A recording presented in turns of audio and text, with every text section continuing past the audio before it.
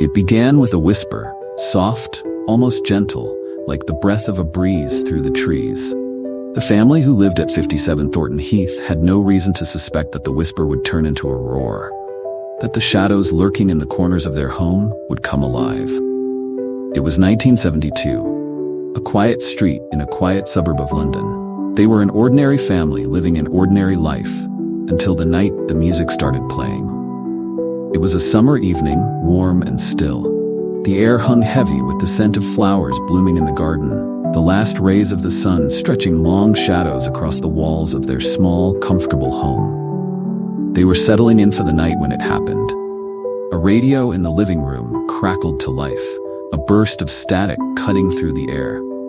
The old, forgotten set hadn't been switched on in years, yet it blared to life, playing a song that seemed to have clawed its way out of the past. A 1930s tune, scratchy and distant, filled the house, its cheerful melody oddly discordant, almost mocking in the stillness. Startled, the family rushed to the room, finding the radio playing on its own, the dials unmoving, the knobs untouched. They turned it off, laughed nervously, blamed it on a glitch in the wiring.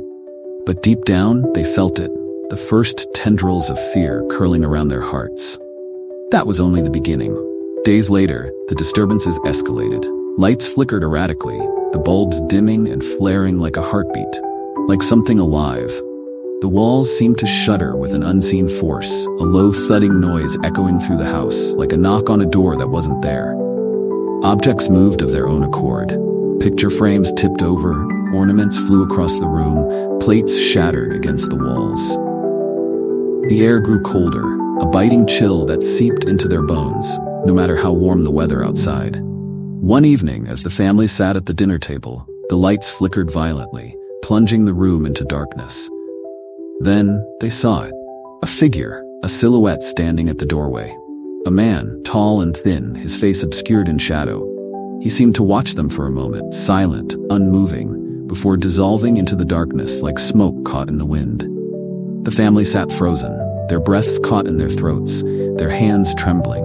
No one spoke of what they had seen, but they all felt the fear, the icy dread creeping into their hearts. From that night on, the manifestations grew more intense, more violent. Doors slammed shut on their own, heavy footsteps echoed through the empty hallways. A disembodied voice murmured in the dark, speaking in a language none of them could understand. The children would wake up screaming in the middle of the night, their dreams filled with visions of a man standing over their beds. His face twisted into a grotesque grin. The family began to lose sleep, their nerves frayed to the breaking point. The mother, normally a calm, rational woman, began to feel a presence in the house. Something that watched her, that followed her, that seemed to whisper her name in the dead of night. She would feel cold fingers brushing against her skin, a chill that seeped into her bones. Her husband, a skeptic by nature, tried to rationalize it, to explain it away, but even he could not deny the strange occurrences that plagued their home. One night, as the family huddled together in the living room, they heard it again, the old radio crackling to life, that same 1930s tune, playing, louder, more distorted than before. The mother rose to turn it off, but as she reached for the switch, she felt something grip her hand, cold, strong, and unseen. She yanked her hand back, staring at the radio in horror, and then the voice came. A low, guttural growl, deep and resonant, seemed to come from the very walls themselves. "Get out," it said, the words clear, unmistakable. "Get out now." The family fled the room, their hearts pounding, their breaths ragged. They knew they were not alone, that something dark, something malevolent had taken residence in their home. They sought help, turning to the local clergy, to mediums, to anyone who might understand what was happening. A local priest visited, blessing the house, sprinkling holy water in every room, but the disturbances did not cease.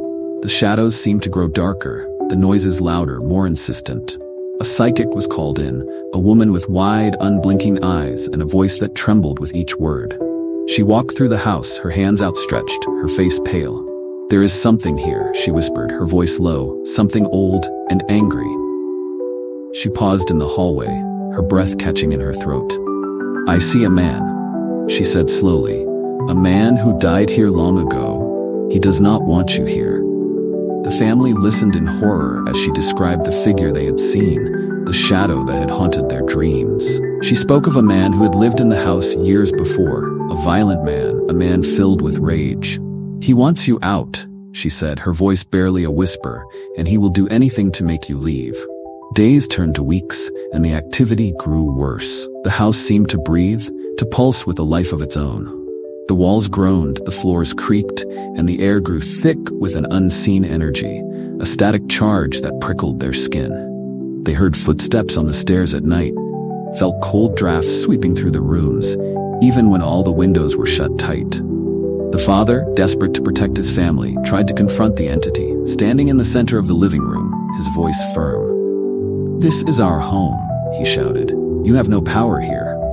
But as he spoke, the lights flickered wildly, the temperature dropped, and he felt a force, an invisible hand, strike him across the face.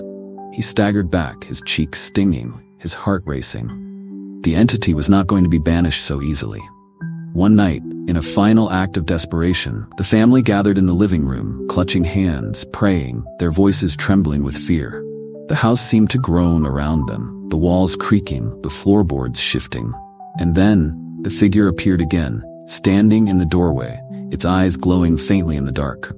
It did not move, did not speak, but they felt its rage, its hatred, radiating from it like a wave.